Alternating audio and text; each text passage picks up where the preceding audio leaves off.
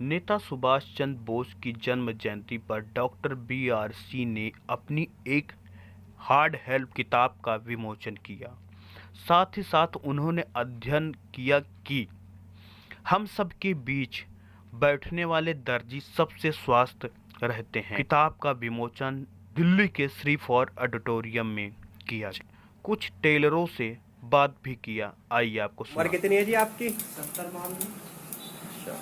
और रहते कहाँ हैं जी आप? गोपालपुर। कितने साल हो गए जी काम करते हुए?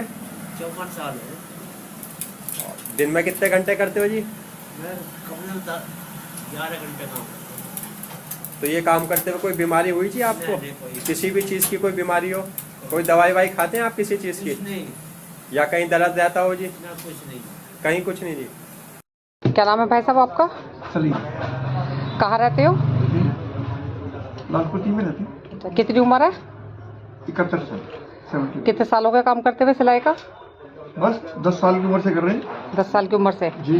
कोई शुगर, कोई बीपी, कोई टांग में दर्द? नहीं, बीपी शुगर तो नहीं। अच्छा, कितने घंटे काम कर लेते हो आप? बस 8-9 घंटे तो डेली।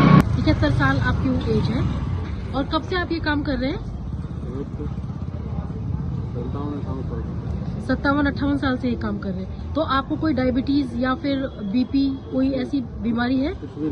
कुछ भी नहीं। जो बुक है, बुक का नाम है हेल्प का फुल फॉर्म है handling emergency lifestyle disease and pain. तो इससे आपका जो डर है, पेन हो जाए, कभी इमरजेंसी हो जाए तो क्या करें, कभी कोई बेहोशी हो जाए, किसी को एंजाइना अटैक हो गया, किसी का blood sugar blood pressure shoot up हो गया, किसी को पैल्पिटेशन हो गया तो क्या करें। तो याद रखिए आपको 2 हार्ट हैं, एक हार्ट जो आप जिसे जानते हैं प्राइमरी हार्ट, और एक हार्ट काफ मसल को बोलते हैं आपके पैर के पीछे, राइट। तो काफ मसल, तो काफ मसल जो कि हमारे हाथ के पकड़ में है, जिसको इस्तेमाल करके बहुत सारे मेडिकल इमरजेंसीज को आप ठीक कर सकते हैं।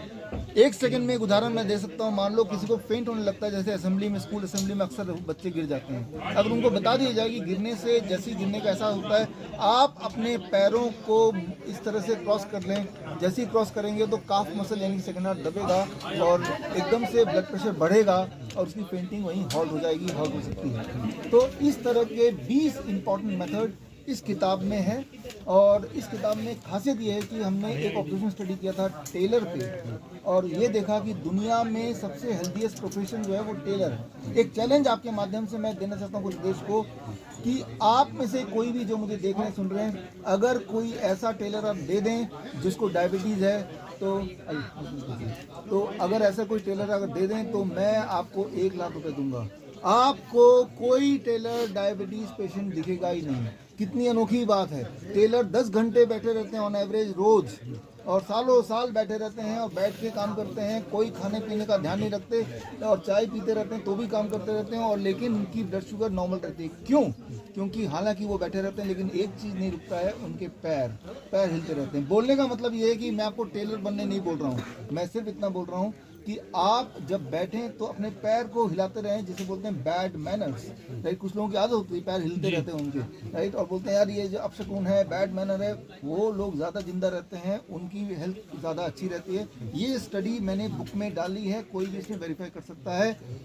ये जो चैलेंज मैंने आपको दिया, ये 13 फरवरी तक ये वैलिड है चैलेंज। सरोजिनी नायडू जयंती के दिन तक मैं 1 लाख रुपए वाला चैलेंज, मैं आपका ध्यान यहाँ इस तरफ दिलाना चाहता हूँ कि देखिए एक हार्ट और भी है जो कि हमारे पास एक्सेसिबल है, that is your calf muscle. जिस तरह से कार में स्टेपनी कहीं छुपी होती है, मैं आपको बोल रहा हूँ देखो स्टेपनी यहाँ है, पंचर लगा लेना, अगर पंचर हो जाए तो ये स्टेपनी लगा लेना, मैं उतना ही बोल रहा हूँ। वो कैसे लगाएं वो इस किताब में है।